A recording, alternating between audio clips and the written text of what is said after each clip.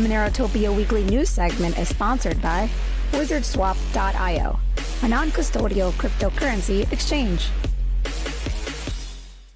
All right, so first post is the MoneroCon proof of concept Monero point of sale POS Android app.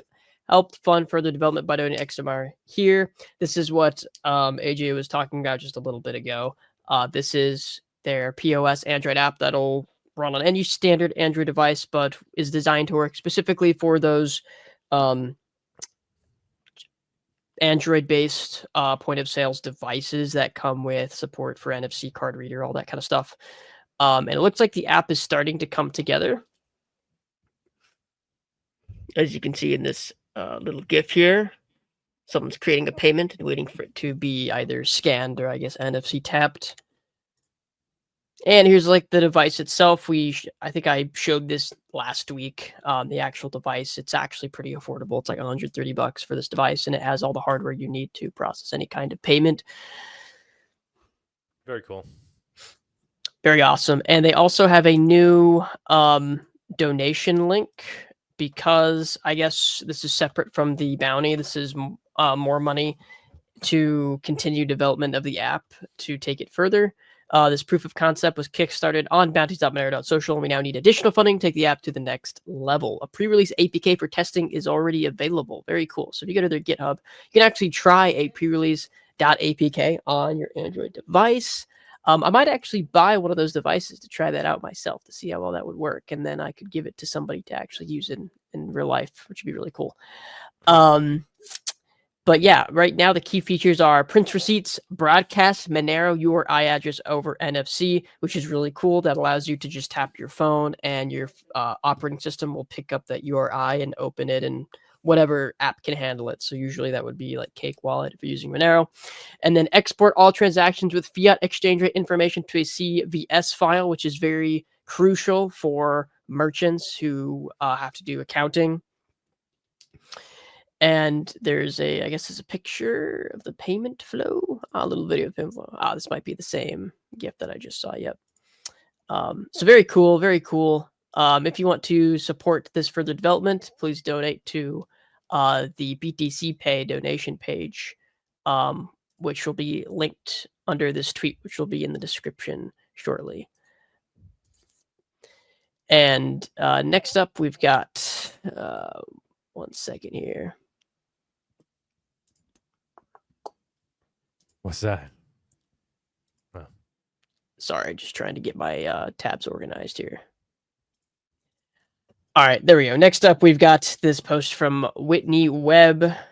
People should consider that arguably the main interest in Greenland, and also likely Canada as well, from the Trump camp and Musk is related to vast mineral deposits, particularly those necessary for the energy transformation and EV revolution that is directly tied to the business interest of Musk, as well as other prominent big tech figures. For example, aside from Musk, Jeff Bezos, who gave very, very generously to Trump's inauguration fund, backs a firm called Kobold Metals, along with Bill Gates, Reid Hoffman, who both back Kamala, and Mark Andreessen, currently advising Trump on tech policy that is drilling in Greenland for EV-related minerals.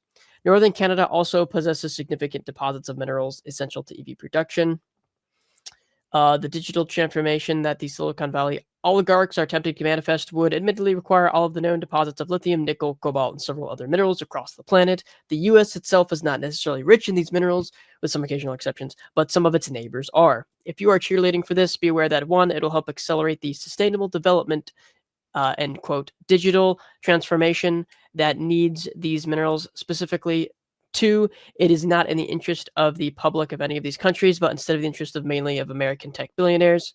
3, will devastate the environment of Canada and Greenland. Mining these things can permanently wreck the environment and water table. 4, boosting access to EV metals will also likely require existing incentives to purchase EV cars in the U.S. to stay, so these mining ventures have a high return on investment. Trump has spoken about removing them, but his ties to Musk and other big tech billionaires suggest it is unlikely. Yeah, I'm not sure. I mean, that sounds like the most reasonable explanation so far for why there's been this weird talk about the United States essentially annexing Canada or Greenland, which Ironically, a lot to fuel the technocratic state, man. It always is. It always leads back to the same thing. Whitney Webb, she's on it, man. I don't know. I tend to agree with everything she says.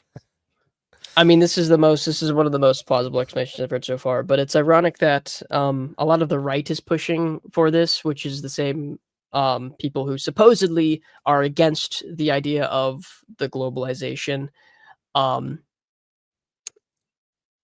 And this that's what's crazy about it, right? Because they're like we have the people that should be rooting against it, rooting for it. Yeah. It seems kind of backwards. But yeah, there's nothing, I guess from a weird sort of nationalist standpoint, if you're like, oh yeah, we need to like be pioneers on the EV stuff, and the goal is for these rich minerals to be easily accessible to the United States, then I guess in that sense it's okay. But like really, it's like, do we want to, like, the US itself already has tons of problems. Like, can't the problems like that currently exist in the country be like worked on before acquiring like Canada, like having Canada become a state of the US? It's like, it's kind of ridiculous, right? But whatever. That is a interesting in-depth explanation for why those places could be of interest. I doubt that's it's going to even happen, but it's funny that people are talking about it anyway. So next up, we got a post from TFTC. The Fed hates the idea of a Bitcoin reserve. The folks at the Fed were cussing, saying this is the dumbest idea they've ever heard. On the way over, I was watching an interview on MSNBC where they were just tearing this apart. Just last week, I was in Washington, D.C., meeting with members of the Board of Governors of the Federal Reserve System. And when I brought this up, I'd never seen a reaction like quite the one I saw at that boardroom table. But the folks in the room at the Fed were cussing, saying this is the dumbest idea they've ever heard. There's nothing strategic about Bitcoin, and almost kicked us out of the room. Because they thought this was such a bad idea, and how dare we even like breathe this idea, in the building of the Federal Reserve. So this will not be without controversy. All right, so sounds like the Fed might not actually be interested in a Bitcoin reserve like a lot of people were hoping, which is fine. There doesn't really need to be a. I mean, it'd be interesting, but I mean, it's like, it's just furthering to show how Bitcoin's kind of been controlled and centralized by a lot of entities over time, to the point to where it's so big that there is a Bitcoin reserve for the Federal Reserve. But yeah, next up, we've got an article from Zero Hedge. Bitcoin investor ordered to reveal crypto keys in 124 million landmark tax case. So this one's interesting. I saw this one last week. But it goes, an early Texas Bitcoin investor was ordered to surrender his crypto and other wallet private keys and access codes as a restraining order after being sentenced in December to 2 years in prison for tax fraud. Frank Richard Algren III, who falsely underreported capital gains on over 3.7 million in Bitcoin sales between 2017 and 2019, owes the U.S. government about 1.1 million in restitution. I mean, that right there is already like insane, right? You make 3.7 million, and you owe the U.S. government 1.1 million. That's already pretty insane. The Austin Federal Court Judge Robert Pittman on January 6 ordered Algren and any of his family, friends, or representatives to identify and provide any physical devices used to store his cryptocurrency, along with any public keys, private keys, seed phrases, or pass phrases. Yeah, that's a pretty crazy case. That's a pretty large case regarding a lot of Bitcoin, a lot of money. And this is one of the, I think, the first big tax related cases of people just not reporting and making a lot of money and then it coming back to bite them. And I mean, it goes without saying that with Bitcoin, it's like, okay, yeah, like they can't immediately take it from you, but they're going to force it out of you by going after you in court, putting you in prison, making you retrieve your keys physically, making your family members, friends do it. And I mean, it's because they can see it and they can track it. They can easily track how much money this guy has made. And over the lifetime, assuming that he purchased most of this Bitcoin from KYC exchanges. So, yeah, it's unfortunate, but were you to say something, Doug? I heard you unmute your mic. Yeah, I was just gonna say that there's still like a whole subset of Bitcoiners, I guess pretty much every maxi, who refuses to believe that there's any difference between Bitcoin and Monero in terms of the security that you get from privacy and the inability to surveil transactions. Like they still see it as being as unconfiscatable as Monero, right? They don't see a difference there, which just kind of blows my mind, right? Like, Yeah, I don't I know mean, in how the way I in don't know which how they're they, missing that point, right? I think they misinterpret the way in which Bitcoin is. They're like, oh, it's unconfiscatable because I own the keys. It's like, oh, it's like, oh yeah.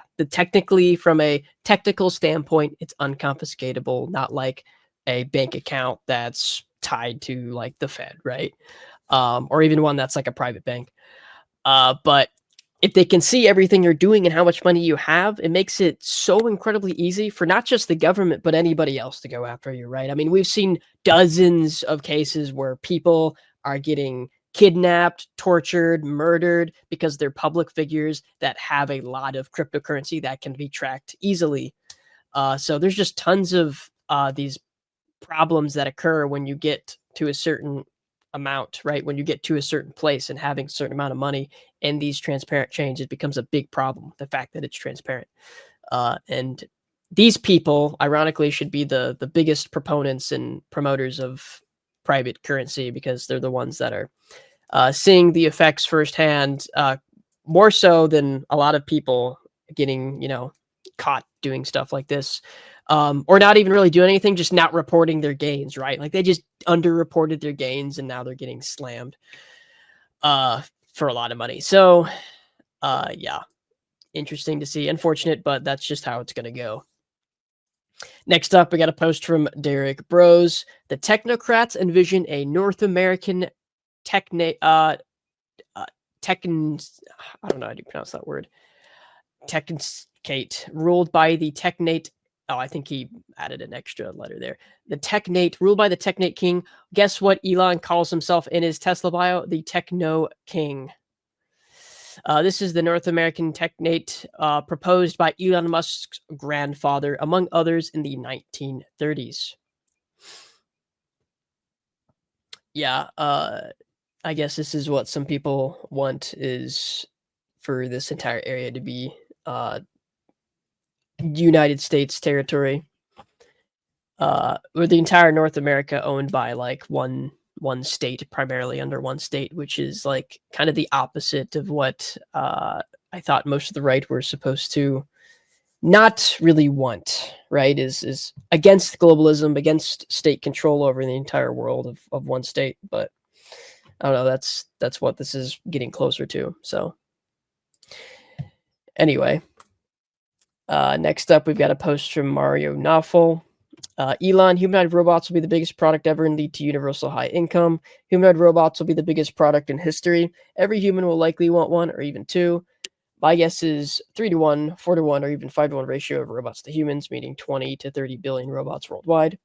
In the good AI scenario, we won't need universal basic income. We'll have universal high income. When can I get a home robot? Okay. Right. Well, so that's the other element, is our humanoid robots. So I think probably most people, if not everyone, would like to have their own personal C3PO R2D2. And I actually think humanoid robots will be the biggest product ever in history by far. I agree. Yeah, it's just wild, because you can just say, well, every human is going to want one, most likely, and some will want two, and then there'll be all of industry in terms of providing products and services. So that you have to say, what's the ratio of humanoid robots to humans? My guess is it's at least 3-to-1, 4-to-1, maybe 5-to-1. So we're talking about 20, 30 billion humanoid robots.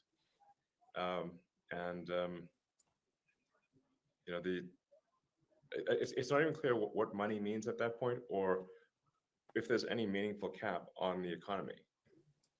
I think at that point, assuming that things haven't gone awry, in the good AI scenario, I think we won't have universal basic income. We'll have universal high income. When can I don't think it would really work that way. And also that's very, very far out from having like, well, maybe not as far as I think, but it seems like it's pretty far from having like these super usable humanoid robots. But I'm not so sure it's going to work the way in which he thinks it will. Everyone just has this universal high income because robots are doing the work. But next up, we've got a post from it's hard to pronounce name, Saifuddin Amos.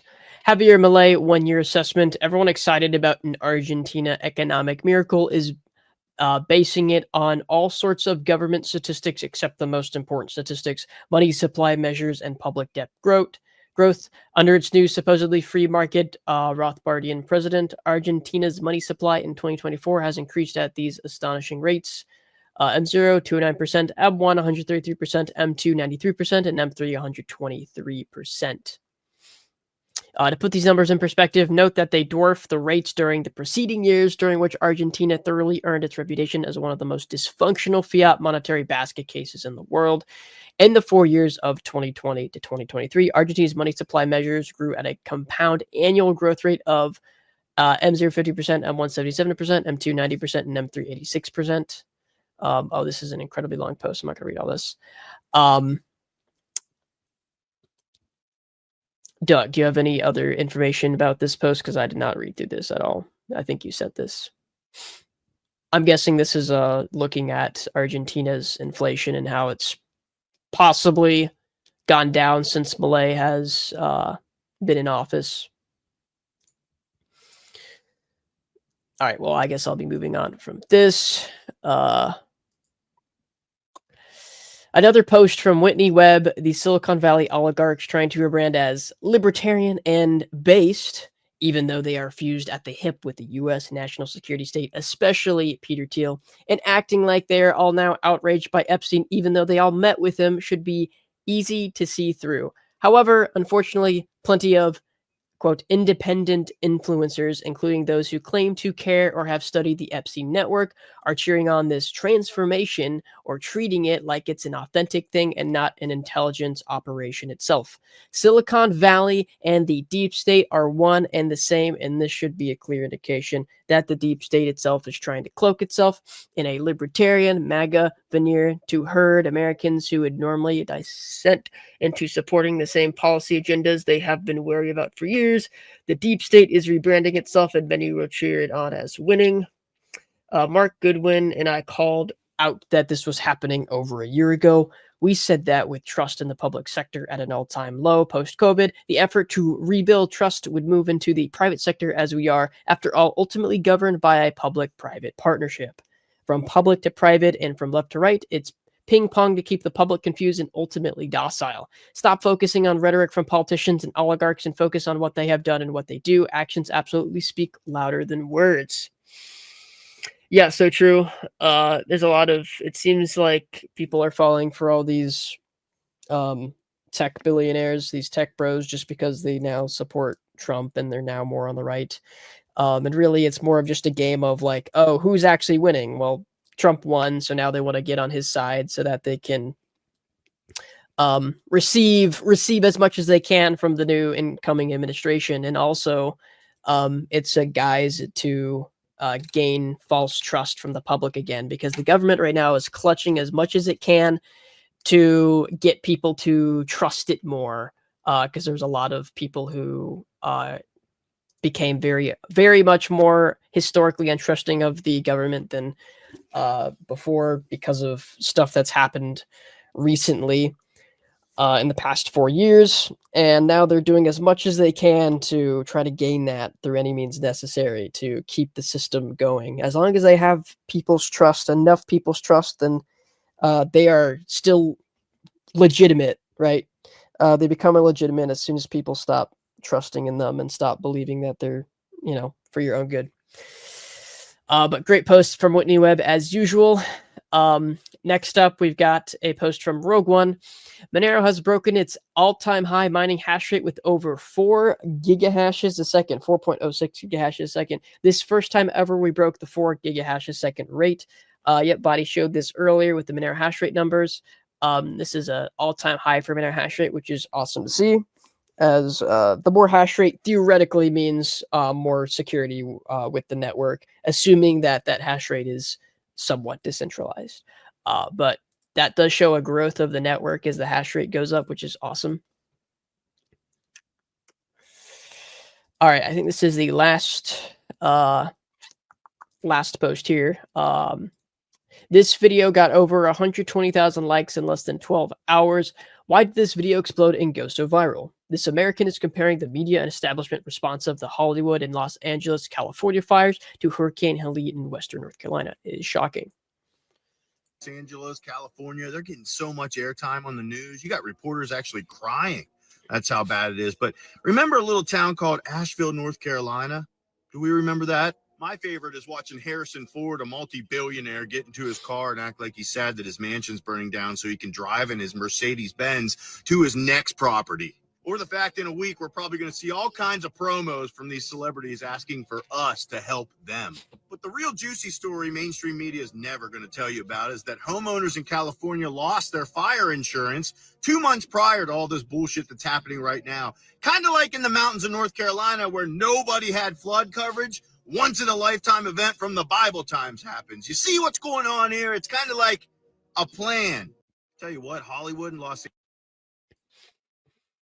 Yeah, the Los Angeles fire situation is pretty messed up. And I think the craziest part is that I've seen a lot of interventions by just regular people against other people trying to just start fires.